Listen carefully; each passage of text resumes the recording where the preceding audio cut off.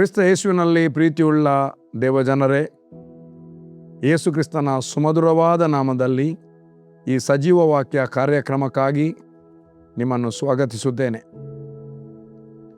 ಈ ದಿನವು ಕರ್ತನಿಂದ ನೇಮಕವಾದ ದಿನ. ಈ ದಿನದಲ್ಲಿ ಉಲ್ಲಾಸ ಪಡುವಂಥದ್ದು, ಸಂತೋಷ ಪಡುವಂಥದ್ದು ನ್ಯಾಯವಾದದ್ದು. ಅದಕ್ಕೆ ಹೇಳ್ತದೆ ವಾಕ್ಯ, ಉಲ್ಲಾಸ ಪಡಿರಿ, ಸಂತೋಷ ಪಡಿರಿ ಎಂಬುದಾಗಿ. ನಿನ್ನೆಗೆ ಸ್ವಾತಂತ್ರ್ಯ ದಿನಾಚರಣೆ ಇತ್ತು ನಮ್ಮ ಭಾರತ ದೇಶದ. 1947ರಲ್ಲಿ ಸ್ವಾತಂತ್ರ್ಯ ಸಿಕ್ಕಿತು. ಇವತ್ತು 2025ನೇ ಇಸವಿಯಲ್ಲಿ ನಾವಿದ್ದೇವೆ. ವರ್ಷವನ್ನು ನೋಡಿದರೆ 78 ವರ್ಷಗಳು ಕಳೆಯಿತು ಸ್ವಾತಂತ್ರ್ಯ ಸಿಕ್ಕಿ. ಆದರೆ ಧ್ವಜಾರೋಹಣ 79ನೇ ಧ್ವಜಾರೋಹಣ, 47ರಲ್ಲಿ ಒಂದು ಧ್ವಜಾರೋಹಣ ಪ್ರಾರಂಭವಾಗಿದೆ. 79ನೇ ಧ್ವಜಾರೋಹಣ. ಏನೇ ಇರಲಿ, ಭಾರತ ದೇಶಕ್ಕೆ ಸ್ವಾತಂತ್ರ್ಯ ಸಿಕ್ಕಿದೆ. ಭಾರತ ದೇಶದ ಪ್ರಜೆಗಳಾಗಿ ನಾವು ಇದ್ದೇವೆ. ಸ್ವಾತಂತ್ರ್ಯ ಸಿಕ್ಕಿದಂದರೆ ಭಾರತ ದೇಶವನ್ನು ಬೇರೆ ದೇಶದವರು ಆಳ್ತಾ ಇದ್ರು. ಇಂಗ್ಲೆಂಡ್ನವರು, ಇಂಗ್ಲೆಂಡ್ನವರು ಅಂದರೆ ಬ್ರಿಟಿಷರು ಆಳ್ತಾ ಇದ್ರು. ನಾವು ಪಾಠ ಪುಸ್ತಕದಲ್ಲಿ ಎಲ್ಲ ಕಲ್ತಿದ್ದೇವೆ. ಡಚ್ಚರಿದ್ದರು, ಪೋರ್ಚುಗೀಸರಿದ್ದರು, ಅನೇಕರಿದ್ದರು. ಇಲ್ಲಿ ರಾಜರು, ಅರಸರು ಆಳ್ತಿದ್ರು. ಎಲ್ಲರನ್ನು ಇವರೆಲ್ಲ ಬಂದು ನಮ್ಮ ಭಾರತ ದೇಶವನ್ನು ಆಳ್ವಿಕೆ ಮಾಡಿದರು. ಈಸ್ಟ್ ಇಂಡಿಯಾ ಕಂಪನಿಗಳಾಯಿತು. ಮತ್ತು ಸ್ವಾತಂತ್ರ್ಯ ನಮಗೆ ಬೇಕು, ನಮ್ಮ ದೇಶವನ್ನು ಯಾರು ಆಳುವುದು ಬೇಡ, ಹೊರಗಿನವರು ಆಳುವುದು ಬೇಡ ಎಂಬುದಾಗಿ ಅನೇಕ ಸ್ವಾತಂತ್ರ್ಯ ಸಂಗ್ರಾಮ ಹೋರಾಟಗಾರರು ಹೋರಾಟ ಮಾಡಿದರು. ಭಾರತೀಯರೇ ಮಾಡಿ 1947 ಆಗಸ್ಟ್ 15ರಂದು ಸ್ವಾತಂತ್ರ್ಯ ನಮಗೆ ದೊರಕಿತ್ತು. ಪ್ರತಿ ವರ್ಷ ಸ್ವಾತಂತ್ರ್ಯ ದಿನಾಚರಣೆ ಆಚರಿಸ್ತಾ ಇದ್ದಾರೆ. ನಾನು ಅದನ್ನು ಮಾತಾಡಲಿಕ್ಕೆ ಬರಲಿಲ್ಲ. ಬಟ್ ಸತ್ಯವೇದದಲ್ಲಿ ಒಂದು ಸ್ವಾತಂತ್ರ್ಯ ಇದೆ. ಅದು ಯಾವ ಸ್ವಾತಂತ್ರ್ಯ? ಇದು ಕೇವಲ ಭಾರತ ದೇಶದ ಸ್ವಾತಂತ್ರ್ಯ. ಇಡೀ ಜಗತ್ತಿಗೆ, ಯೂನಿವರ್ಸ್ ಜಗತ್ತಿಗೆ ಕ್ರಿಸ್ತ ಯೇಸುವಿನ ಮೂಲಕ ನಮಗೊಂದು ಸ್ವಾತಂತ್ರ್ಯ ದೊರಕಿದೆ. ಈ ಸ್ವಾತಂತ್ರ್ಯದಲ್ಲಿ ಅನೇಕ ಭಾರತೀಯರು ಫ್ರೀಡಮ್ ಫೈಟರ್ಸ್, ಸ್ವಾತಂತ್ರ್ಯ ಸಂಗ್ರಾಮದ ಹೋರಾಟಗಾರರು ಮಡಿದಿದ್ದಾರೆ. ಬಟ್ ಇದರಲ್ಲಿ ಆತ್ಮೀಕವಾಗಿ ಸತ್ಯವೇದದಲ್ಲಿ ನೋಡುವಾಗ 5ನೇ ಅಧ್ಯಾಯ,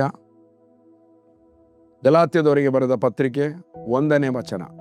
ಗಲಾತ್ಯದವರಿಗೆ ಬರೆದ ಪತ್ರಿಕೆ 5ನೇ ಅಧ್ಯಾಯ 1ನೇ ವಚನ. ಸುಮಾರು, ಇದನ್ನು ಮತ್ತೆ ಓದ್ತೇನೆ, ಸುಮಾರು 6 ವರ್ಷಗಳ ತಗ್ಗಿನಲ್ಲಿ ಹಳೆಂಗಡಿಯ ಒಂದು ಸ್ಥಳದಲ್ಲಿ ಒಂದು ಕ್ಲಬ್ಬಿನವರು ಅದರಲ್ಲಿ ಎಲ್ಲರೂ ಮಿಕ್ಸ್ ಇದ್ದಾರೆ. ನನ್ನೊಬ್ಬರು ಸ್ನೇಹಿತರು ಆ ಸ್ವಾತಂತ್ರ್ಯದ ದಿನಾಚರಣೆಯ ಆ ಕ್ಲಬ್ಬಿನ ಅಧ್ಯಕ್ಷತೆಯಲ್ಲಿ ನನ್ನನ್ನು ಇನ್ವೈಟ್ ಮಾಡಿದರು. ಅಲ್ಲಿ ನನಗೆ ಧ್ವಜಾರೋಹಣ ಆದಮೇಲೆ ಭಾಷಣ ಮಾಡಲಿಕ್ಕೆ ಹೇಳಿದರು. ಭಾಷಣ ಮಾಡಲಿಕ್ಕೆ ಹೇಳಿದಾಗ ನನ್ನ ಲೆಕ್ಕದಲ್ಲಿ 9 ವರ್ಷಗಳ 70ನೇ ಸ್ವಾತಂತ್ರ್ಯ ವಾರ್ಷಿಕೋತ್ಸವ ಅದು. ಹೋದಾಗ ಇದೇ ವಚನ ನನಗೆ ಸಡನ್ನಲ್ಲಿ, ನಾನು ಮಂಗಳೂರಿನಿಂದ ಬರುವಾಗ ಏನು ಭಾಷಣ ಮಾಡಲಿಕ್ಕೆ ಹೇಳಿದರೆ ಏನು ಮಾಡೋದು? ನಾನು ಹೇಳಿದ್ದೆ, ನಾನು ಭಾಷಣ ಮಾಡೋದಿಲ್ಲ, ನೀವೇ ಮಾಡಿ ಅಂತ. ಬೇಕಿದ್ರೆ ನಾನೊಂದು ಪ್ರಾರ್ಥನೆ ಮಾಡ್ತೇನೆ ಅಂತ ಹೇಳಿದೆ. ಆಮೇಲೆ ನನಗೆ ಭಾಷಣಕ್ಕೇ ಕರೆದ್ರು. ಭಾಷಣ ಮಾಡಿ ಒಂದು ಪ್ರಾರ್ಥನೆ ಮಾಡಿಯೇ ಬಂದೆ. ಅನ್ಯರಿದ್ದದ್ದು, ಎಲ್ಲರೂ ಅನ್ಯರು, ಮ್ಯಾಕ್ಸಿಮಮ್ ಅನ್ಯರಿದ್ದದು. ಎಸ್ಕೋಡಿ ಎಂಬ ಜಂಕ್ಷನ್ನಲ್ಲಿ ಅಲ್ಲಿ ಭಾಷಣ ಮಾಡಲಿಕ್ಕೆ ಹೇಳುವಾಗ ಇದೇ ವಚನವನ್ನು ಒಂದು 10 ನಿಮಿಷ ಇದ್ದದ್ದು ಅಲ್ಲಿ. ಅನ್ಯರಿಗೆಲ್ಲ ಹೇಗೆ ಯೇಸು ಕ್ರಿಸ್ತನು ಆತ್ಮೀಕ ಲೋಕದಲ್ಲಿ ನಾವು ಬಿಡುಗಡೆ ಹೊಂದುವುದಕ್ಕೋಸ್ಕರ ಏನು ಮಾಡಿದ್ದಾನೆ ಎಂಬುದಾಗಿ ಈ ವಚನವನ್ನು ಆಧಾರ ಮಾಡಿಕೊಂಡು ಮಾತಾಡಿದೆ. ಮತ್ತು ಅನೇಕರು ಬಂದು ನನಗೆ ಹೇಳಿದರು, ನಿಮ್ಮ ಭಾಷಣ ಭಾರಿ ಒಳ್ಳೆಯದಾಗಿದೆ ಎಂಬುದಾಗಿ. ಅಲ್ಲಿ ಕ್ರಿಸ್ತನ ಒಂದು ಶುಭದ ಸುವಾರ್ತೆ ಅವರಿಗೆ ಮುಟ್ಟಿತು.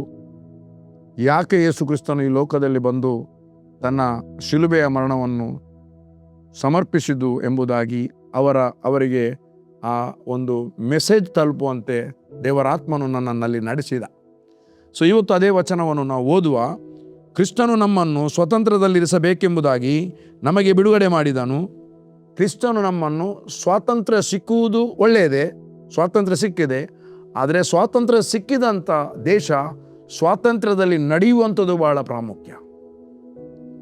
ಸ್ವಾತಂತ್ರ್ಯದಲ್ಲಿ ನಡೆಯುವುದು ಪ್ರಜೆ, ನಡೆಸುವವರು ಸರಕಾರ. ಸರಕಾರ ಪ್ರಜೆಗಳನ್ನು ಸ್ವಾತಂತ್ರ್ಯದಲ್ಲಿ ನಡೆಸುವಂಥದ್ದು ಬಹಳ ಪ್ರಾಮುಖ್ಯ. ಆದರೆ ಈ ಸ್ವಾತಂತ್ರ್ಯ ಇಂಥ ಸ್ವಾತಂತ್ರ್ಯ ಅಲ್ಲ. ದೇವರಿಗೆ ಸ್ತೋತ್ರ, ನಮ್ಮ ದೇಶ ಸ್ವತಂತ್ರವಾಗಿದೆ, ಪ್ರಜಾಪ್ರಭುತ್ವದ ದೇಶವಾಗಿದೆ, ಪ್ರಜೆಗಳೇ ಪ್ರಭುಗಳು ಎಂಬುದಾಗಿ ಆಗಿದೆ. ಅದಕ್ಕೆ ಸಂವಿಧಾನ ಕೊಡಲ್ಪಟ್ಟಿದೆ. ಭಾರತ ದೇಶದ ಆಳ್ವಿಕೆ, ಭಾರತ ದೇಶದ ಪ್ರಜೆಗಳು ಭಾರತದಲ್ಲಿ ಹೇಗೆ ಜೀವಿಸಬೇಕೆಂಬುದಾಗಿ ಸಂವಿಧಾನ ಕೊಡಲ್ಪಟ್ಟಿದೆ. ದೇವರಿಗೆ ಸ್ತೋತ್ರ, ದೇವರಿಗೆ ಸ್ತೋತ್ರ. ಅದಕ್ಕೆ ಬೇಕಾದ ಎಲ್ಲ ನಿಯಮಗಳಿವೆ. ಬಟ್ ಇದು ಒಂದು ವಿಚಿತ್ರವಾದ ಆತ್ಮೀಕ ಲೋಕದ ಪರಲೋಕದಿಂದ ಒದಗಿ ಬಂದ ಸ್ವಾತಂತ್ರ್ಯ ಯಾವುದಂದರೆ, ಸತ್ಯವೇದದಲ್ಲಿ 5ನೇ ಅಧ್ಯಾಯ ಗಲಾತ್ಯದವರೆಗೆ ಬರೆದ ಪತ್ರಿಕೆ 1ನೇ ವಚನ, ಕ್ರಿಸ್ತನು ನಮ್ಮನ್ನು ಸ್ವತಂತ್ರದಲ್ಲಿ ಇರಿಸಬೇಕೆಂಬುದಾಗಿ ಸ್ವಾತಂತ್ರ್ಯವನ್ನು ಅಥವಾ ಬಿಡುಗಡೆಯನ್ನು ಕೊಟ್ಟಿದ್ದಾನೆ. ಮುಂದೆ ಹೇಳ್ತದೆ, ಅದರಲ್ಲಿ ಆ ಬಿಡುಗಡೆಯಲ್ಲಿ ಅಥವಾ ಆ ಸ್ವತಂತ್ರದಲ್ಲಿ ಏನು ಮಾಡಿರಿ? ಸ್ಥಿರವಾಗಿ ನಿಲ್ಲಿರಿ, ದಾಸತ್ವದ ನೊಗದಲ್ಲಿ. ಭಾರತ ದೇಶಕ್ಕೆ ಸ್ವಾತಂತ್ರ್ಯ ಸಿಕ್ಕಿದ್ದಂದರೆ ಬ್ರಿಟಿಷರು ದೇಶವನ್ನು ಬಿಟ್ಟು ಹೋದದ್ದು. ಅಂದರೆ ಪುನಃ ನಾವು ತಿರುಗಿ ಯಾರ್ದೋ ಅಂಡರ್ನಲ್ಲಿ ಅಧೀನರಾಗುವುದಂತ, ನಮ್ಮ ದೇಶ ಇನ್ನೊಂದು ರಾಷ್ಟ್ರದ ಆಡಳಿತಕ್ಕೆ ಬರುವುದಲ್ಲ ಅಂತ, ಅವರು ಒಂದು ಇಲ್ಲಿ ಆಳುವುದಲ್ಲ. ಓಕೆ, ಇಲ್ಲಿ ತಿರುಗಿ ದಾಸತ್ವದ ನೊಗದಲ್ಲಿ ಸಿಕ್ಕಿಕೊಳ್ಳಬೇಡಿರಿ. ತಿರುಗಿ ದಾಸತ್ವದ ನೊಗದೊಳಗೆ ಸಿಲುಕಿಕೊಳ್ಳಬೇಡಿ ಎಂಬುದಾಗಿ ಸತ್ಯವೇದದಲ್ಲಿ ಬರೆಯಲ್ಪಟ್ಟಿದೆ. ಹಾಗಾದರೆ ದಾಸತ್ವದನೊಳಗೆ ಸಿಲುಕುವುದು ಅಂದರೆ ಹೇಗೆ? ಏನದು? ಎಂಥ ಸ್ವಾತಂತ್ರ್ಯವನ್ನು ಕ್ರಿಸ್ತನಲ್ಲಿ ದೇವರು ನಮಗೆ ಅನುಗ್ರಹ ಮಾಡಿದ್ದಾನೆ. ಇದು ಬಹಳ ಪ್ರಾಮುಖ್ಯವಾಗಿ ನಾವು ಇದನ್ನು ಧ್ಯಾನ ಮಾಡಬೇಕು ನಮ್ಮ ಪ್ರಿಯರೇ.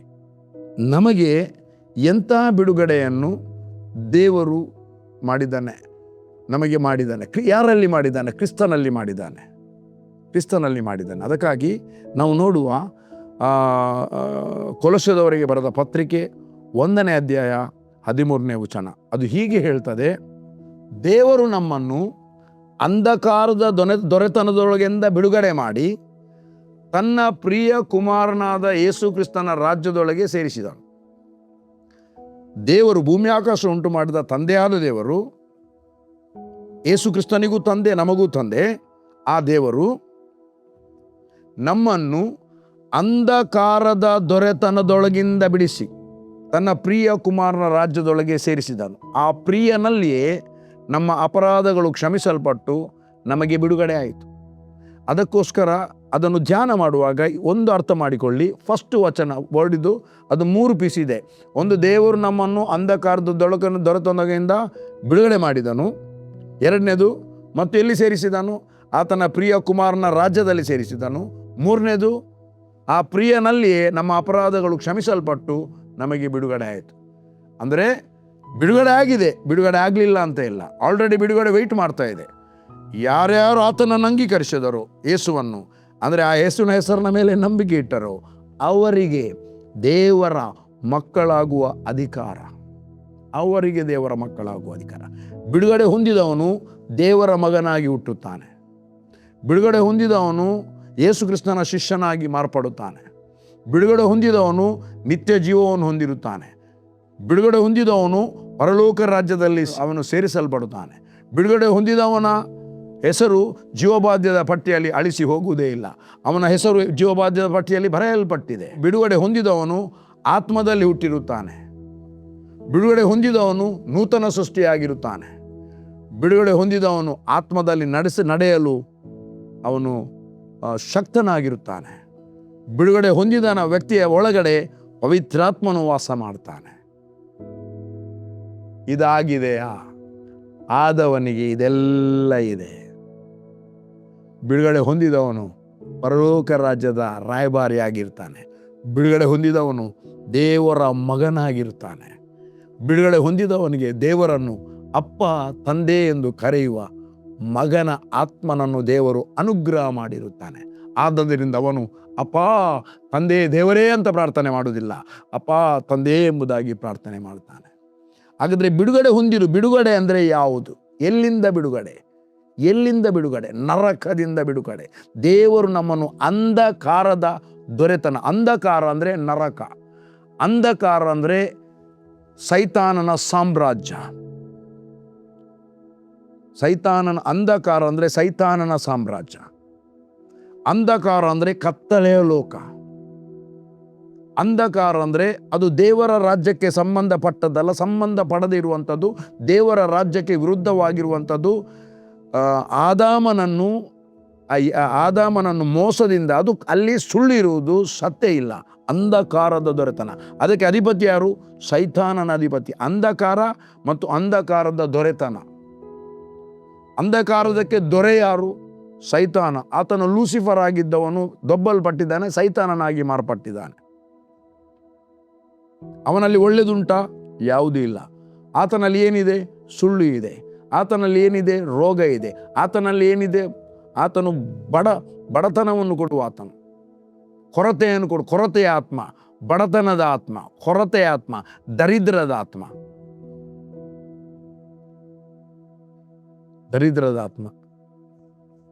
ಪ್ರಿಯ ದೇವಜನರೇ, ನಾವು ಸುಮಾರು 10-15 ವರ್ಷಗಳ ಹಿಂದೆ ಆಗಿರ್ಬೋದು, ಈಗಲೂ ಕೆಲವರು, ಆಗ ತುಂಬ ಬೇಡುವವರು ನಮ್ಮ ಊರಿನಲ್ಲಿ ತಿರುಗಾಡ್ತೀವಿ. ಬೇಡುವವರು, ಹುಚ್ಚರು ಎಲ್ಲಿಂದಲೋ ಬರ್ತಾರೆ. ಈಗ ಅನೇಕ ದೇವಸೇವಕರು ಇಂಥ ಹುಚ್ಚರು ಮಾರ್ಗದಲ್ಲಿ ತಿರುಗುವ ಬೇಡುವವರು, ಹುಚ್ಚರಾಗಿರುವವರು, ಮೆಂಟಲ್ ಪ್ರಾಬ್ಲಮ್ ಆಗಿರುವವರನ್ನು ಮತ್ತು ತೀರಾ ಹುಚ್ಚುತನಕ್ಕೆ ಹೋಗಿರುವವರನ್ನು, ಹುಚ್ಚರು ಅಂದರೆ ಮೆಂಟಲ್ ಟೋಟಲಿ ಆದವರನ್ನು ಕೆಲವೊಂದು ಆಶ್ರಮ ಮಾಡಿದ್ದಾರೆ. ಅಲ್ಲಿ ಎತ್ತಿಕೊಂಡು ಹೋಗಿ ಅಲ್ಲಿ ಅವರಿಗೆ ಶುಶ್ರೂಷೆಯನ್ನು ಕೊಟ್ಟು ಅವರನ್ನು ಪ್ರಾರ್ಥನೆ ಮಾಡಿ ಅವರು ಗುಣ ಆಗ್ತಾ ಇದ್ದಾರೆ.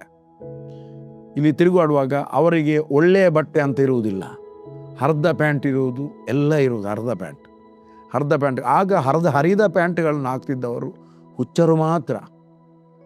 ಆ ಹರಿದ ಪ್ಯಾಂಟ್ ಏನನ್ನು ಸೂಚಿಸ್ತದೆ ಅಂದರೆ, ಹರಕಲು ಮುರುಕಲು ಪ್ಯಾಂಟ್ ಏನು ಸೂಚಿಸ್ತದೆ ಅಂದರೆ, ಅದು ದರಿದ್ರತನವನ್ನು ಸೂಚಿಸ್ತದೆ. ಬಡತನವನ್ನು ಮಾತ್ರ ಅಲ್ಲ, ದಾರಿದ್ರ್ಯವನ್ನು.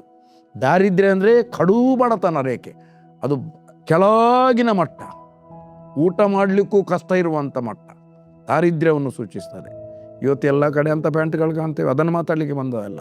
ಇವತ್ತು ನನಗೆ ಒಂದೇ ಇರುವುದು, ದೇವರು ನಮ್ಮನ್ನು ಅಂಧಕಾರದ ಆ ದಾರಿದ್ರ್ಯದಿಂದ, ನರಕಲೋಕದಿಂದ, ಸೈತಾನನ ಆಡಳಿತದಿಂದ, ಕತ್ತಲೆಯಿಂದ, ಅಂಧಕಾರ ಅಂದರೆ ಡಾರ್ಕ್ ಕತ್ತಲೆ, ಡಾರ್ಕ್ನೆಸ್ ವರ್ಲ್ಡ್, ಅಲ್ಲಿಂದ ನಮ್ಮನ್ನು ಬಿಡುಗಡೆ ಮಾಡಿದ್ದಾನೆ. ನಮಗೆ ಎಲ್ಲಿಂದ ಸ್ವಾತಂತ್ರ್ಯವನ್ನು ಕೊಟ್ಟಿದ್ದಾನೆ? ಅಲ್ಲಿಂದ ಬಿಡುಗಡೆ ಮಾಡಿ ದೇವರು ನಮಗೆ ಆತನ ರಾಜ್ಯದಲ್ಲಿ ಜೀವಿಸುವಂಥ ಸ್ವಾತಂತ್ರ್ಯದ ಹಕ್ಕನ್ನು ದೇವರು ನಮಗೆ ಕೊಟ್ಟಿದ್ದಾನೆ. ಆತನ ಮಗನ ರಾಜ್ಯದಲ್ಲಿ ಜೀವಿಸುವಂಥ, ಕರ್ತನಾದ ಯೇಸುವಿನ ರಾಜ್ಯದಲ್ಲಿ ಜೀವಿಸುವಂಥ ಸ್ವಾತಂತ್ರ್ಯವನ್ನು, ಹಕ್ಕನ್ನು ನಮಗೆ ಕೊಟ್ಟಿದ್ದಾನೆ, ಅಧಿಕಾರವನ್ನು ಕೊಟ್ಟಿದ್ದಾನೆ, ಮಗನಾಗಿ ಮಾರ್ಪಡಿಸಿದ್ದಾನೆ. ನಾವು ಇನ್ನೂ ಆ ಅಂಧಕಾರದ ದೊರೆತನಕ್ಕೆ ಸಂಬಂಧಪಟ್ಟವರಲ್ಲ. ಅಂಧಕಾರದ ದೊರೆತನದ ಮೇಲೆ ನಮಗೆ ದೊರೆತನವನ್ನು ಕೊಟ್ಟಿದ್ದಾನೆ, ಮಗನ ಅಧಿಕಾರವನ್ನು ಕೊಟ್ಟಿದ್ದಾನೆ. ಅಂಧಕಾರದಲ್ಲಿರುವ ಜನರನ್ನು ಅಲ್ಲಿಂದ ಬಿಡುಗಡೆ ಮಾಡುವಂಥ, ದೇವರ ಸುವಾರ್ತೆಯನ್ನು ಸಾರಿ ಆ ನರಕದ ಲೋಕದಿಂದ ಜನರನ್ನು ಆ ಬೆಂಕಿಯ ಬಾಯೊಳಗಿಂದ ಎಳೆದು ರಕ್ಷಿಸುವಂಥ ಅಧಿಕಾರವುಳ್ಳವರಾಗಿ ಮಗನ ಆತ್ಮನನ್ನು ಕೊಟ್ಟು ನಮ್ಮನ್ನು ಮಾರ್ಪಡಿಸಿದ್ದಾನೆ. ನನ್ನ ಪ್ರಿಯ ದೇವಜನರೇ, ದೇವರು ನಮ್ಮನ್ನು ಅಂಧಕಾರದ ದೊರೆತನದಿಂದ ಬಿಡುಗಡೆ ಮಾಡಿದ್ದಾನೆ. ಹಾಗಾದರೆ ನಾವು ಬಿಡುಗಡೆ ಆದದೆಲ್ಲಿಂದ? ಸೈತಾನನ ರಾಜ್ಯದಿಂದ ಬಿಡುಗಡೆ ಆಗಿದ್ದೇವೆ. ಯಾರಲ್ಲಿ ಕರ್ತನ ಆತ್ಮನಿದ್ದಾನೆ ಅವರಿಗೆ ಬಿಡುಗಡೆ ಉಂಟು ಎಂಬುದಾಗಿ ಹೇಳ್ತದೆ. ಯಾರಲ್ಲಿ ಕರ್ತನ ಆತ್ಮನು ಇದ್ದಾನೆ ಅವರಲ್ಲಿ ಬಿಡುಗಡೆ ಉಂಟು. ನಮ್ಮಲ್ಲಿ ಕರ್ತನ ಆತ್ಮನು ಇದ್ದಾನೆ, ನಮಗೆ ಬಿಡುಗಡೆ ಆಗಿದೆ, ಆ ಬಿಡುಗಡೆ ನಮ್ಮಲ್ಲಿ ಉಂಟು. ಬಿಡುಗಡೆ ನಾಯಕನೇ ನಮ್ಮಲ್ಲಿದ್ದಾನೆ. ನಾವು ಆಡ್ತೇವೆ, ಬಿಡುಗಡೆ ನಾಯಕ ಜಯವನು ಕೊಟ್ಟನು, ನಮ್ಮಲ್ಲಿ ಇರುವನು, ಎಂಥ ಆನಂದ ಎಂಬುದಾಗಿ. ಫಾದರ್ ಬರ್ಕ್ಮ್ಯಾನ್ನ ಹಾಡು, ಅವರು ಪವಿತ್ರಾತ್ಮನ ಮೂಲಕ ಬರೆಯಲ್ಪಟ್ಟಂಥ ಹಾಡು. ಓಕೆ, ಬಿಡುಗಡೆ ನಾಯಕ, ಬಿಡುಗಡೆ ಕೊಟ್ಟ ನಮ್ಮನ್ನು ಅಂಧಕಾರದ ದೊರೆತನೆಯಿಂದ ಬಿಡುಗಡೆ ಮಾಡಿ ಕರ್ತನಾದ ಯೇಸು ಕ್ರಿಸ್ತನ ರಾಜ್ಯದಲ್ಲಿ ಸೇರಿಸ್ತಾನೆ. ಯಾರು ನಮಗೆ ಬಿಡುಗಡೆಯನ್ನು ಕೊಟ್ಟದ್ದು? ಬಿಡುಗಡೆಯನ್ನು ಕೊಡಲಿಕ್ಕೆ ಏನು ಪೇ ಮಾಡಲ್ಪಟ್ಟಿದೆ? ಏನು ಪೆನಾಲ್ಟಿ ಕೊಟ್ಟಿದೆ? ರ್ಯಾನ್ಸಮ್ ಏನು ಕೊಡಲ್ಪಟ್ಟಿದೆ? ಏನು ಈಡು ಕೊಡಲ್ಪಟ್ಟಿದೆ? ಬಿಡುಗಡೆಯನ್ನು ಮಾಡಿದ ಬಿಡುಗಡೆ ನಾಯಕ ಯಾರಂದರೆ ಕರ್ತನಾದ ಯೇಸುವೇ, ನಮ್ಮ ಬಿಡುಗಡೆ ನಾಯಕ. ತಂದೆಯಾದ ದೇವರು ನಮ್ಮನ್ನು ಅಂಧಕಾರದ ದೊರೆತನದಿಂದ ಬಿಡುಗಡೆ ಮಾಡುವುದಕ್ಕೋಸ್ಕರ ಯೇಸು ಕ್ರಿಸ್ತನ ರಾಜ್ಯದೊಳಗೆ ಸೇರಿಸುವುದಕ್ಕೋಸ್ಕರ ಯೇಸು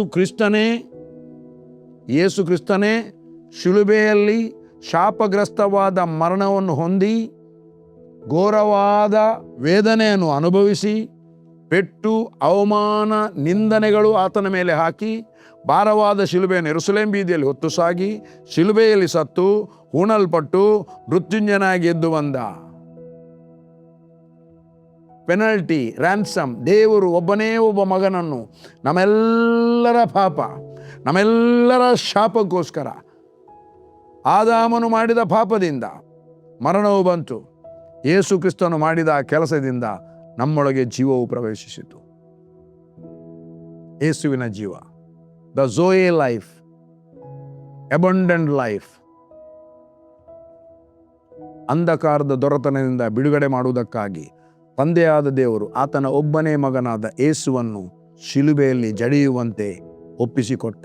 ಯೇಸು ಕೂಡ ತನ್ನನ್ನು ಒಪ್ಪಿಸಿಕೊಟ್ಟ. ತಂದೆಯಾದ ದೇವರು ಮಗನಾದ ಯೇಸುವನ್ನು ಒಪ್ಪಿಸಿಕೊಟ್ಟ. ಅದಕ್ಕೆ ವರ್ಡ್ ಇದೆ, ರೋಮನ್ 4:25, ರೋಮಾಪುರದವರಿಗೆ ಬರೆದ ಪತ್ರಿಕೆ 4ನೇ ಅಧ್ಯಾಯ 25ನೇ ವಚನ. ರೋಮಾಯ 4:25 ಲಾಸ್ಟ್ ವಚನ. ಅದು ದೇವರು ಆತನನ್ನು ನಮ್ಮ ಅಪರಾಧಗಳ ನಿಮಿತ್ತ ಮರಣಕ್ಕೆ ಒಪ್ಪಿಸಿಕೊಟ್ಟು ನಮಗೆ ನೀತಿವಂತರೆಂಬ ನಿರ್ಣಯವು ಉಂಟಾಗುವ ನಿಮಿತ್ತ ಜೀವದಿಂದ ಎಬ್ಬಿಸಿದನು. ದೇವರೇ ಒಪ್ಪಿಸಿಕೊಟ್ಟ, ದೇವರೇ ಆತನನ್ನು ಜೀವದಿಂದ ಎಬ್ಬಿಸಿದ. ಗಲಾತ್ಯದವರಿಗೆ ಬರೆದ ಪತ್ರಿಕೆ 1ನೇ ಅಧ್ಯಾಯ 4ನೇ ವಚನ. ಈತನು ನಮ್ಮನ್ನು ಕೆಟ್ಟದಾಗಿರುವ ಈಗಿನ ದುಷ್ಟಯುಗದೊಳಗಿಂದ ಬಿಡಿಸಬೇಕೆಂಬುದಾಗಿ ನಮ್ಮ ತಂದೆಯಾದ ದೇವರ ಚಿತ್ತಕ್ಕೆ ಅನುಸಾರವಾಗಿ ನಮ್ಮ ಪಾಪಗಳ ದೆಸೆಯಿಂದ ತನ್ನನ್ನು ಮರಣಕ್ಕೆ ಒಪ್ಪಿಸಿಕೊಟ್ಟನು. ತಂದೆಯಾದ ದೇವರು ತನ್ನ ಒಬ್ಬನೇ ಮಗನಾದ ಯೇಸುವನ್ನು ಮರಣಕ್ಕೆ ಒಪ್ಪಿಸಿಕೊಟ್ಟ ಮತ್ತು ಜೀವದಿಂದ ಎಬ್ಬಿಸಿದ. ಕರ್ತನಾದ ಯೇಸು ತಂದೆಯ ಚಿತ್ತಾನುಸಾರವಾಗಿ ನಮ್ಮೆಲ್ಲರನ್ನು ಶಾಪದಿಂದ ಬಿಡುಗಡೆ ಮಾಡುವುದಕ್ಕಾಗಿ, ಅಂಧಕಾರದ ದೊರೆತನದಿಂದ ಬಿಡುಗಡೆ ಮಾಡುವುದಕ್ಕಾಗಿ, ದೇವರ ಮಗನ ಸ್ವಾತಂತ್ರ್ಯವನ್ನು ನಮಗೆ ಕೊಡುವುದಕ್ಕಾಗಿ, ಈ ಲೋಕದಲ್ಲಿ ಪರಲೋಕ ರಾಜ್ಯದವರಾಗಿ ಜೀವಿಸುವುದಕ್ಕೋಸ್ಕರ ತನ್ನನ್ನು ದೇವರ ಚಿತ್ತಾನುಸಾರವಾಗಿ ಮರಣಕ್ಕೆ ಒಪ್ಪಿಸಿಕೊಟ್ಟಿದ್ದಾನೆ. ನನ್ನ ಪ್ರಿಯ ದೇವಜನರೇ, ಇವತ್ತು ನಮಗೆ ಪರಲೋಕದಿಂದ ಒಂದು ಸ್ವಾತಂತ್ರ್ಯ ಸಿಕ್ಕಿದೆ. ಯಾವುದು ಸ್ವಾತಂತ್ರ್ಯ? ಯಾವುದಂದರೆ ನರಕದಿಂದ ನಮ್ಮನ್ನು ಬಿಡಿಸಿ, ನರಕದಿಂದ ಪೂರ್ಣವಾಗಿ, ಅರ್ಧ ಅಲ್ಲ, ಪೂರ್ಣವಾಗಿ ನಮ್ಮನ್ನು ಬಿಡಿಸಿ. ಎಲ್ಲಿಂದ? ನರಕದಿಂದ ಪೂರ್ಣವಾಗಿ ನಮ್ಮನ್ನು ಬಿಡಿಸಿ. ನರಕದಿಂದ ಬಿಡುಗಡೆ ಮಾಡುವಾಗ ನಮಗೆ ಶಾಪದಿಂದ ಬಿಡುಗಡೆಯಾಗಿದೆ, ರೋಗದಿಂದ ಬಿಡುಗಡೆಯಾಗಿದೆ, ಎಲ್ಲ ವ್ಯಾಧಿ, ಎಲ್ಲದರಿಂದ ಎಲ್ಲ ಮರಣಕ್ಕೆ ಸಂಬಂಧಪಟ್ಟ ಎಲ್ಲದರಿಂದ ದೇವರು ನಮಗೆ ಬಿಡುಗಡೆಯನ್ನು ಕೊಟ್ಟಿದ್ದಾನೆ. ಶಾಪದಿಂದ ಬಿಡುಗಡೆ ಅಂತ ಹೇಳಿದರೆ ಎಲ್ಲದಿಂದ ಬಿಡುಗಡೆ ಆಯ್ತಲ್ಲ. ಶಾಪದ ಹಿಂದೆ ಏನಿದೆ? ರೋಗ ಇದೆ, ಶಾಪದ ಹಿಂದೆ ದುಃಖ ಇದೆ, ಅಸಮಾಧಾನ ಇದೆ, ಎಲ್ಲ ಇದೆ ಶಾಪದ ಹಿಂದೆ. ಅದರಿಂದ ಪೂರ್ಣವಾಗಿ ಧರ್ಮಶಾಸ್ತ್ರದಲ್ಲಿ ಹೇಳಿರುವ ಎಲ್ಲ ಶಾಪದೊಳಗಿಂದ ನಮ್ಮನ್ನು ಬಿಡಿಸಿದ್ದಾನೆ. ಇದು ನಿಮಗೆ ನೋಡಬೇಕಾದ್ರೆ ಗಲಾತ್ಯ 3ನೇ ಅಧ್ಯಾಯ 13ನೇ ವಚನದಲ್ಲಿ ಬರೆಯಲ್ಪಟ್ಟಿದೆ. ಅಬ್ರಾಹ್ಮನಿಗೆ ಉಂಟಾದ ಆಶೀರ್ವಾದವು ಕ್ರಿಸ್ತ ಯೇಸುವಿನಲ್ಲಿ ನಮಗೆ ಉಂಟಾಗುವಂತೆ ಕರ್ತನಾದ ಯೇಸು ಕ್ರಿಸ್ತನು ನಮಗೋಸ್ಕರ ಆ ಶಾಪವಾದ ಮರಣವನ್ನು ಅನುಭವಿಸಿ, ಅಂದರೆ ಶಿಲುಬೆಗೆ ಆತನನ್ನು ಜಡಿಯಲ್ಪಟ್ಟನು. ಅದನ್ನು ಓದುವ. ಗಲಾತ್ಯ 3ನೇ ಅಧ್ಯಾಯ, ಇಲ್ಲಿ ಓಪನೇ ಇದೆ, 3ನೇ ಅಧ್ಯಾಯ 13ನೇ ವಚನ. ಅಬ್ರಾಹ್ಮನಿಗೆ ಉಂಟಾದ ಆಶೀರ್ವಾದವು ಕ್ರಿಸ್ತ ಯೇಸುವಿನಲ್ಲಿ ಅನ್ಯ ಜನರಿಗೆ ಉಂಟಾಗುವಂತೆಯೂ ದೇವರು ವಾಗ್ದಾನ ಮಾಡಿದ ಆತ್ಮನು ನಮಗೆ ನಂಬಿಕೆಯ ಮೂಲಕ ದೊರಕುವಂತೆಯೂ ಕ್ರಿಸ್ತನು ನಮ್ಮ ನಿಮಿತ್ತ ಶಾಪವಾಗಿ ಧರ್ಮಶಾಸ್ತ್ರದಲ್ಲಿ ಹೇಳಿರುವ ಶಾಪದೊಳಗಿಂದ ನಮ್ಮನ್ನು ಬಿಡಿಸಿದನು. ಧರ್ಮಶಾಸ್ತ್ರದಲ್ಲಿ ಏನೆಲ್ಲ ಶಾಪ ಇದೆ, ಏನೆಲ್ಲ ಹೇಳಲ್ಪಟ್ಟಿದೆ, ಆ ಎಲ್ಲ ಶಾಪದೊಳಗಿಂದ ದೇವರು ನಮ್ಮ ಕರ್ತನಾದ ಯೇಸುವಿನ ಮೂಲಕವಾಗಿ ಬಿಡಿಸಿದ್ದಾನೆ. ಹಾಗಾದರೆ ನಾವು ಶಾಪಕ್ಕೆ ಡಿಸ್ಕನೆಕ್ಟ್ ಆಗಿದ್ದೇವೆ, ಆಶೀರ್ವಾದಕ್ಕೆ ಕನೆಕ್ಟ್ ಆಗಿದ್ದೇವೆ. ಪ್ರಿಯರೇ, ಇಂತಹ ಸ್ವಾತಂತ್ರ್ಯ ಎಲ್ಲಿ ಸಿಗುತ್ತೆ? ಅದಕ್ಕೆ ಅವನು ಹೇಳ್ತಾನೆ, ಗಲಾತ್ಯ 5ನೇ ಅಧ್ಯಾಯ ನಾವು ಓದುವಾಗ ಸ್ವತಂತ್ರದಲ್ಲಿ ಇರಿಸಬೇಕೆಂದು ಬಿಡುಗಡೆ ಮಾಡಿದ್ದಾನೆ. ಹಾಗಾದರೆ ದೇವರು ನಮಗೆ ಇಂಥ ಒಂದು ಬಿಡುಗಡೆಯನ್ನು ಕೊಟ್ಟದ್ದು ಯಾಕೆ? ಈ ದೇವರ ಮಗನ ಅಧಿಕಾರವನ್ನು ನಮಗೆ ಕೊಟ್ಟದ್ದು ಯಾಕೆ? ದೇವರ ಮಕ್ಕಳನ್ನಾಗಿ ನಮ್ಮನ್ನು ಕೊಂಡದ್ದು ಯಾಕೆ? ದೇವರ ಮಕ್ಕಳಾಗಿ ನಮ್ಮನ್ನು ಮಾಡಿದ್ದು ಯಾಕೆ? ಯಾಕೆಂದರೆ ಬೈಬಲ್ ಹೇಳುತ್ತೆ, ಕ್ರಿಸ್ತನು ನಿಮ್ಮನ್ನು ಸ್ವತಂತ್ರದಲ್ಲಿ ಇರಿಸಬೇಕೆಂಬುದಾಗಿ ನಮಗೆ ನಮ್ಮನ್ನು ಬಿಡುಗಡೆ ಮಾಡಿದನು. ಅದರಲ್ಲಿ ಸ್ಥಿರವಾಗಿ ನಿಲ್ಲಿರಿ. ಯಾವ ಬಿಡುಗಡೆ ನಮಗೆ ಆಗಿದೆಯಾ? ಯಾವ ಪರಲೋಕದ ತಂದೆಯ ಮಕ್ಕಳೆಂಬ ಅಧಿಕಾರವು ನಮಗೆ ಕೊಡಲ್ಪಟ್ಟಿದೆಯಾ? ದೇವರ ಮಕ್ಕಳಾಗಿ ನಮ್ಮನ್ನು ಮಾರ್ಪಡಿಸಿದಾನ. ಅದರಲ್ಲಿಯೇ ಯಾವ ಸ್ವಾತಂತ್ರ್ಯ ನಮಗೆ ಕೊಡಲ್ಪಟ್ಟಿದೆಯಾ, ಏನೆಲ್ಲ ನಮಗೆ ಮಾಡಬಹುದು, ಆ ಸ್ವಾತಂತ್ರ್ಯ ಕೊಡಲ್ಪಟ್ಟಿದೆ. ಆ ಸ್ವಾತಂತ್ರ್ಯದಲ್ಲಿಯೇ ನಾವು ಸ್ಥಿರವಾಗಿ ನಿಲ್ಲುವುದಕ್ಕೆ ಪೌಲನು ಗಲಾತ್ಯದವರಿಗೆ ಹೇಳಿದ್ದಾನೆ. ಅದನ್ನು ನಾವು ಕೂಡ ನಮಗೆ ಅಂಗೀಕಾರ ಮಾಡಬೇಕು. ನೀವು ಸ್ವತಂತ್ರರಾಗಿರಬೇಕೆಂದು ದೇವರು ನಿಮ್ಮನ್ನು ಕರೆದನು, ಆದರೆ ನಿಮಗಿರುವ ಸ್ವಾತಂತ್ರ್ಯವನ್ನು ಶರೀರಾಧೀನ ಸ್ವಭಾವಕ್ಕೆ ಆಸ್ಪದವಾಗಿ ಬಳಸದೆ ಪ್ರೀತಿಯಿಂದ ಒಬ್ಬರಿಗೊಬ್ಬರು ಸೇವೆ ಮಾಡಿರಿ. ನಾವು ಸ್ವತಂತ್ರದಲ್ಲಿ ಇರುವುದಕ್ಕೋಸ್ಕರ ನಾವು ಸ್ವತಂತ್ರರಾಗಿರಬೇಕೆಂದು, ಇನ್ನೊಬ್ಬರಿಗೆ ನಾವು ಅಡಿಯಾಳ ಆಗಿರುವಂಥದ್ದಲ್ಲ, ಇನ್ನೊಬ್ಬರ ದಾಸತ್ವದಲ್ಲಿ ನಾವು ಇರುವುದಕ್ಕಾಗಿ ನಾವು ಕರೆಯಲ್ಪಟ್ಟವರಲ್ಲ. ನಮ್ಮನ್ನು ಅಂಧಕಾರದ ದೊರೆಯಿಂದ ನಮ್ಮನ್ನು ರಕ್ಷಿಸಿ ಕಾಪಾಡಿದ್ದು ಮತ್ತು ಆತನ ರಾಜ್ಯದಲ್ಲಿ ನೆಲೆಗೊಳಿಸಿದ್ದು, ನಮಗೆ ಸ್ವಾತಂತ್ರ್ಯವನ್ನು ಕೊಟ್ಟದ್ದು ನಾವು ತಿರುಗಿ ದಾಸತ್ವದ ನೊಗದೊಳಗೆ ಸಿಲುಕಿಕೊಳ್ಳುವುದಕ್ಕೆ ಅಲ್ಲವೇ ಅಲ್ಲ. ದೇವರು ನಮ್ಮನ್ನು ಸ್ವತಂತ್ರದಲ್ಲಿ ಇರುವುದಕ್ಕೋಸ್ಕರ ಕರೆದಿದ್ದಾನೆ. ಆ ಸ್ವಾತಂತ್ರ್ಯದಲ್ಲಿ ನಾವು ಸ್ಥಿರವಾಗಿ ನಿಲ್ಲುವಂಥದ್ದನ್ನು ದೇವರು ಬಯಸ್ತಾ ಇದ್ದಾನೆ. ಇದು ದೇವರ ಬಯಕೆ, ಇದು ದೇವರ ಮಾತು, ಆಜ್ಞೆ ಕೂಡ ಅಂತ ಹೇಳ್ಬೋದು. ದೇವರ ಆಜ್ಞೆ ಎಂಬುದಾಗಿ ಹೇಳ್ಬೋದು. ದೇವರ ಮಾತುಗಳು ಯಾವಾಗಲೂ ನಾವು ಫಾಲೋ ಮಾಡಲಿಕ್ಕಿರುವುದು, ನಾವು ಆ ಮಾತಿಗೆ ಅಧೀನ ಆಗಲಿಕ್ಕಿರುವುದು, ಒಪ್ಪಿಸಿಕೊಡ್ಲಿಕ್ಕಿರುವಂಥದ್ದು. ಯೇಸು ಹೇಳ್ತಾನೆ, ನಿಮ್ಮ ಮಾತನ್ನು ಕೇಳುವವನು ನನ್ನ ಮಾತನ್ನು ಕೇಳುವವನಾಗಿದ್ದಾನೆ. ನನ್ನ ಮಾತನ್ನು ಕೇಳುವವನು ನನ್ನನ್ನು ಕಳಿಸಿಕೊಟ್ಟವನ ಮಾತನ್ನು ಕೇಳುವವನಾಗಿದ್ದಾನೆ. ಪೌಲನು ಹೇಳ್ತಾನೆ 1 ಥೆಸಲೋನಿಕ 2:13 ಪ್ರಿಯರೇ, ಏನು ಹೇಳ್ತಾನೆ? ನಾವು ನಿಮ್ಮ ಬಳಿಗೆ ಬಂದು ದೇವರ ವಾಕ್ಯವನ್ನು ಮಾತನಾಡುವಾಗ ಅದು ಮನುಷ್ಯರ ಮಾತೆಂದು ಎನಿಸದೆ ದೇವರ ವಾಕ್ಯವೊಂದು ಅಂಗೀಕರಿಸಿದಕ್ಕಾಗಿ ನಾನು ಮೊದಲು ದೇವರಿಗೆ ಸ್ತೋತ್ರ ಮಾಡುತ್ತೇನೆ. ಅದು ನಿಜವಾಗಿ ದೇವರ ವಾಕ್ಯವೇ. ಅದು ನಂಬುವವರಾದ ನಿಮ್ಮಲ್ಲಿ ದೇವರು ನಮ್ಮನ್ನು ಸ್ವತಂತ್ರದಲ್ಲಿ ಇರಿಸಬೇಕೆಂಬುದು ಬಿಡುಗಡೆ ಮಾಡಿದ್ದಾನೆ. ಆ ಸ್ವತಂತ್ರದಲ್ಲಿ ನಾವು ನಿಲ್ಲಬೇಕು, ಸ್ಥಿರವಾಗಿ ನಿಲ್ಲಬೇಕು. ತಿರುಗಿ ದಾಸತ್ವದ ನೊಗದೊಳಗೆ ನಾವು ಸಿಲುಕಿಕೊಳ್ಳುವುದು ಅಲ್ಲ. ಯಾವಾಗ ಅಂದರೆ ನಾವು ದೇವರ ವಾಕ್ಯಕ್ಕೆ ಒಳಪಡುವಾಗ, ದೇವರ ವಾಕ್ಯವನ್ನು ನಾವು ಅಂಗೀಕರಿಸುವಾಗ, ಅಳವಡಿಸುವಾಗ ಅದು ನಮ್ಮ ಜೀವಿತದಲ್ಲಿ ಬಲವಾಗಿ ಕಾರ್ಯ ಮಾಡುತ್ತದೆ. ದೇವರ ವಾಕ್ಯವನ್ನು ಧ್ಯಾನ ಮಾಡುವುದು ಬಿಟ್ಟು ಲೋಕವನ್ನು ಧ್ಯಾನ ಮಾಡಿದರೆ, ಲೋಕದ ಸಂಗತಿಗಳನ್ನೇ ಧ್ಯಾನ ಮಾಡಿದರೆ ದೇವರ ವಾಕ್ಯಕ್ಕೆ ವಿರುದ್ಧವಾಗಿ ಕಾರ್ಯ ಮಾಡಲು ಮನಸ್ಸು ಪ್ರೇರೇಪಿಸುತ್ತದೆ. ಒಳಗಿರುವ ರಕ್ಷಣೆ ಹೊಂದಿದಂಥ ಆತ್ಮ ಪ್ರೇರೇಪಿಸುವುದಿಲ್ಲ. ಅದಕ್ಕೂ ಇದಕ್ಕೂ ಒಂದಕ್ಕೊಂದು ಹೋರಾಟ ಆಲ್ರೆಡಿ ಮುಗಿದಿದೆ. ಪುನಃ ಯಾಕೆ ಹೋರಾಟ? ಯೇಸು ಕ್ರಿಸ್ತನ ಶಿಲುಬೆಯಲ್ಲಿ ಎಲ್ಲವನ್ನು ಮಾಡಿ ಮುಗಿಸಿ ಆಗಿದೆ. ಪುನಃ ಆತ್ಮ ಮತ್ತು ಪ್ರಾಣದ ನಡುವೆ ಕಚ್ಚಾಟವೇ ಬೇಡ. ದೇವರ ವಾಕ್ಯಕ್ಕೆ ನಮ್ಮ ಮೈಂಡ್ ಸಂಪೂರ್ಣ ಸಬ್ಮಿಟ್ ಆಗಬೇಕು. ದೇವರ ವಾಕ್ಯ ಅಲ್ಲದ್ದು ಅದನ್ನು ನಾವು ಹಿಂಬಾಲಿಸುವುದಲ್ಲ, ವ್ಯರ್ಥವಾದದ್ದನ್ನು ನಾವು ಹಿಂಬಾಲಿಸುವುದಲ್ಲ. ದೇವರ ವಾಕ್ಯವೇ ನಮ್ಮ ರಿಫ್ಲೆಕ್ಷನ್ ಆಗಿರಬೇಕು. ದೇವರ ಮಾತುಗಳೇ ನಮ್ಮ ಜೀವಿತದಲ್ಲಿ ರಿಫ್ಲೆಕ್ಟ್ ಆಗಿರಬೇಕು. ಅದಕ್ಕೆ ನನ್ನ ಪ್ರಿಯ ದೇವಜನರೇ, ನಮಗೆ ಸುಂದರವಾದ ಸ್ವಾತಂತ್ರ್ಯ ಇದರಲ್ಲಿ ಏನಂದರೆ, ನಾವು ಆ ಸ್ವಾತಂತ್ರ್ಯ ಸಿಕ್ಕಿದಂದರೆ ನಾವು ರಕ್ಷಣೆ ಹೊಂದಿದೆವು, ನೀರಿನ ದೀಕ್ಷಾಸನ ತೆಗೆದುಕೊಂಡೆವು, ಪವಿತ್ರಾತ್ಮನ ದಾನ ನಮಗೆ ಆಯಿತು, ಆತ್ಮದಲ್ಲಿ ಹುಟ್ಟಿದೆವು. ನಮಗೆ ಪೋಷಣೆಗೆ, ಆತ್ಮಿಕ ಪೋಷಣೆಗೋಸ್ಕರ ದೇವರು ತನ್ನ ವಾಕ್ಯವನ್ನು ಕೊಟ್ಟಿದ್ದಾನೆ. ಆ ವಾಕ್ಯದಲ್ಲಿ ಸ್ಥಿರವಾಗಿ ನಿಲ್ಲುವುದು, ವಾಕ್ಯವನ್ನು ಧ್ಯಾನ ಮಾಡುವುದು. ವಾಕ್ಯವನ್ನು ಧ್ಯಾನ ಮಾಡುವಾಗ ಬೈಬಲ್ ಹೇಳ್ತದೆ, ನಮ್ಮ ಆತ್ಮಿಕ ಆಹಾರ ದೇವರ ವಾಕ್ಯ ಎಂಬುದಾಗಿ. ಮನುಷ್ಯನ ರೊಟ್ಟಿಯಿಂದ ಮಾತ್ರದಿಂದ ಬದುಕುವುದಿಲ್ಲ, ದೇವರ ಬಾಯಿಯಿಂದ ಹೊರಡುವ ಪ್ರತಿಯೊಂದು ಮಾತಿನಿಂದ ಬದುಕುತ್ತಾನೆ. ಯೇಸು ಹೇಳ್ತಾನೆ, ನಾನು ಮಾತನಾಡಿದ ಮಾತುಗಳು ಆತ್ಮವಾಗಿ ಜೀವವಾಗಿ ಅವೆ. ಅದು ಆತ್ಮಕ್ಕೆ ಜೀವವನ್ನು ಕೊಡುತ್ತದೆ. ಲೈಫ್, ಸ್ಪಿರಿಟ್ನಲ್ಲಿದ್ದ ಲೈಫು ಶರೀರಕ್ಕೆ ಅಪ್ಲೈ ಆಗುವಾಗ ಶರೀರದಲ್ಲಿ ರಿಫ್ಲೆಕ್ಟ್ ಆಗುತ್ತೆ. ದೇವರ ಲೈಫ್, ದ ವರ್ಲ್ಡ್ ರಿಫ್ಲೆಕ್ಟ್ ಆಗುತ್ತೆ, ಸ್ಪಿರಿಟ್ ರಿಫ್ಲೆಕ್ಟ್ ಆಗ್ತದೆ. ದೇವರ ಮಗನೆಂಬುದಾಗಿ, ನಾವು ಸ್ವಾತಂತ್ರ್ಯವನ್ನು ಹೊಂದಿದವರೆಂಬುದಾಗಿ ಎಲ್ಲರಿಗೂ ಗೊತ್ತಾಗ್ತದೆ. ಮುಂದೆ ಓದುವ ಬೈಬಲ್ನಲ್ಲಿ ಕೆಲವು ಸ್ವಾತಂತ್ರ್ಯದ ವರ್ಡ್ ಇದೆ. ಗಲಾತ್ಯದಲ್ಲಿ ನಾನು ಹೇಳಿದೆ, ತೋರಿಸಿದೆ. ಪೇತ್ರ ಮಾತಾಡ್ತಾನೆ ಮತ್ತು ಪೌಲನು ಮಾತಾಡ್ತಾನೆ. 2 ಕೊರಿಂಥ 3:17 ಏನು ಹೇಳ್ತದೆ ನೋಡುವ. ಕರ್ತನ ಆತ್ಮನು ಯಾರಲ್ಲಿದ್ದಾನೋ ಅವರಿಗೆ ಬಿಡುಗಡೆ ಉಂಟು. ಬಿಡುಗಡೆ ಉಂಟು ಅಂದರೆ ಕರ್ತನ ಆತ್ಮನು ಯಾರಲ್ಲಿದ್ದಾನೋ ಅವರಿಗೆ ಬಿಡುಗಡೆ ಒಳಗೆ ಉಂಟು. ಅವರ ಒಳಗನೆ ಬಿಡುಗಡೆ ಉಂಟು. ಅವರಿಗೆ ಬಿಡುಗಡೆ ಸಿಕ್ಕಿ ಆಗಿದೆ. ಅವರು ಇನ್ನೇನು ಮಾಡ್ತಾರೆ? ಆ ಬಿಡುಗಡೆಯಲ್ಲಿ ಉಳ್ಳವರಾಗಿಯೇ ನಡೀತಾರೆ. ಸ್ವಾತಂತ್ರ್ಯ ಹೊಂದಿದವರಾಗಿ ನಡೀತಾರೆ, ಸ್ವಾತಂತ್ರ್ಯ ಇಲ್ಲದವರಾಗಿ ನಡೆಯುವುದಿಲ್ಲ.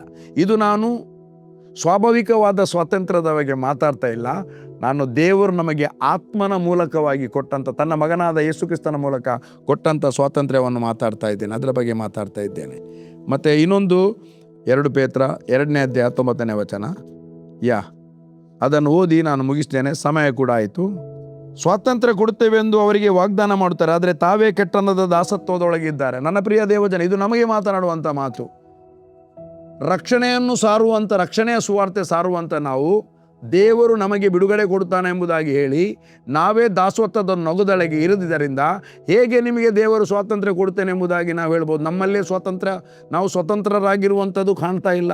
ನಮ್ಮಲ್ಲಿ ದೇವರು ಕೊಟ್ಟಂಥ ಬಿಡುಗಡೆ ಕಾಣದಿದ್ದರೆ ನಾವು ಇನ್ನೊಬ್ಬರಿಗೆ ಸುವಾರ್ತೆಯನ್ನು ಸಾರಲಿಕ್ಕೆ ಆಗುವುದಿಲ್ಲ. ಅದಕ್ಕಾಗಿ ದೇವರು ಕೊಟ್ಟ ಬಿಡುಗಡೆಯಲ್ಲಿ ದೇವರು ನಮ್ಮನ್ನು ಸ್ವತಂತ್ರರಾಗಿರಿಸಿದ್ದಾನೆ, ಅದರಲ್ಲಿ ನಾವು ಸ್ಥಿರವಾಗಿ ನಿಲ್ಲೋಣ.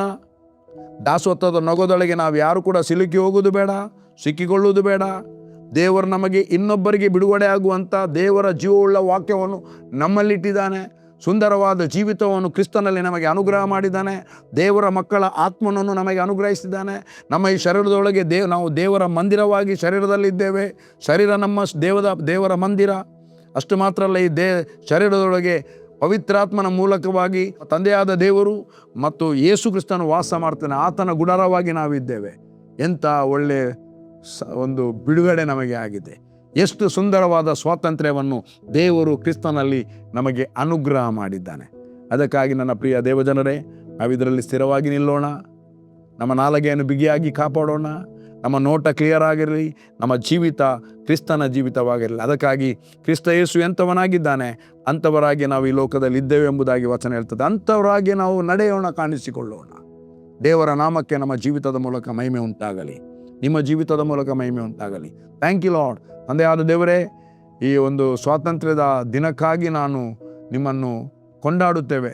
ನಮ್ಮ ದೇಶ ಪರಿಪೂರ್ಣವಾದ ಸ್ವಾತಂತ್ರ್ಯದಲ್ಲಿ ನಡೆಸಲ್ಪಡಲಿ. ನಮ್ಮ ದೇಶ, ಓ ಕರ್ತನೆ, ಪರಲೋಕದ ಸ್ವಾತಂತ್ರ್ಯವನ್ನು ನಾವು ಅನುಭವಿಸಿ ನಡೆಯಬೇಕಾದರೆ ನಮಗೆ ನೀನು ಕೊಟ್ಟಂಥ ಈ ಪರಲೋಕದ ಸಂವಿಧಾನದ ಮಾತುಗಳು ಬೇಕು ಸ್ವಾಮಿ. ಆದರೆ ದೇಶ ಚೆನ್ನಾಗಿ ನಡೆಯಲಿಕ್ಕೆ ಈ ದೇಶದಲ್ಲಿ ಒಂದು ಸಂವಿಧಾನ ಇದೆ. ಸಂವಿಧಾನದ ಪ್ರಕಾರವಾಗಿ ಸರ್ಕಾರಗಳು ನಡೆಸಲ್ಪಡಲಿ, ಸಂವಿಧಾನ ಬದ್ಧವಾಗಿ ನಡೆಯಲಿ ಎಂಬುದಾಗಿ ನಾನು ಪ್ರಾರ್ಥಿಸ್ತೇನೆ ಸ್ವಾಮಿ. ಪರಲೋಕದ ತಂದೆಯಾದ ನಿನಗೆ ನಮ್ಮ ಇಡೀ ದೇಶ ಭಯಭಕ್ತಿಯಿಂದ ನಡೆಯಲಿ ಎಂಬುದಾಗಿ ಪ್ರಾರ್ಥಿಸ್ತೇನೆ. ಸರ್ಕಾರವು ನಿನ್ನ ಮೇಲಿನ ಭಯಭಕ್ತಿಯಿಂದ ನಡೆಸಲ್ಪಡಲಿ ಎಂಬುದಾಗಿ ಪ್ರಾರ್ಥಿಸ್ತೇನೆ. ತಂದೆಯಾದ ದೇವರೇ, ಬರುವ ವರ್ಷದ ಸ್ವಾತಂತ್ರ್ಯ ಬರುವುದಕ್ಕಿಂತ ಮುಂಚೆ ಈ ದೇಶದಲ್ಲಿ ಅನೇಕ ಬದಲಾವಣೆಗಳು ಉಂಟಾಗಲಿ. ಸತ್ಯಕ್ಕೆ ಜನರು ಪ್ರಥಮ ಸ್ಥಾನ ಕೊಡಲಿ ಅಪ್ಪ. ನಿನ್ನ ವಾಕ್ಯ ಹೇಳ್ತೇನೆ, ನೀವು ಸತ್ಯವನ್ನು ತಿಳಿಯಿರಿ, ಸತ್ಯವು ನಿಮ್ಮನ್ನು ಬಿಡುಗಡೆ ಮಾಡುವುದೆಂಬುದಾಗಿ. ಅಂತಹ ಒಂದು ಬಿಡುಗಡೆಯ ಸತ್ಯದಲ್ಲಿ ನಡೆಸಲ್ಪಡುವಂತೆ ನಾವು ಪ್ರಾರ್ಥಿಸುತ್ತೇವೆ ತಂದೆ. ಎಲ್ಲದರಲ್ಲಿ ಘನಮಾನ ಮಹಿಮೆ ನಿನಗೆ, ಯೇಸುವಿನ ನಾಮದಲ್ಲಿ ತಂದೆಯೇ. Amen, amen, amen.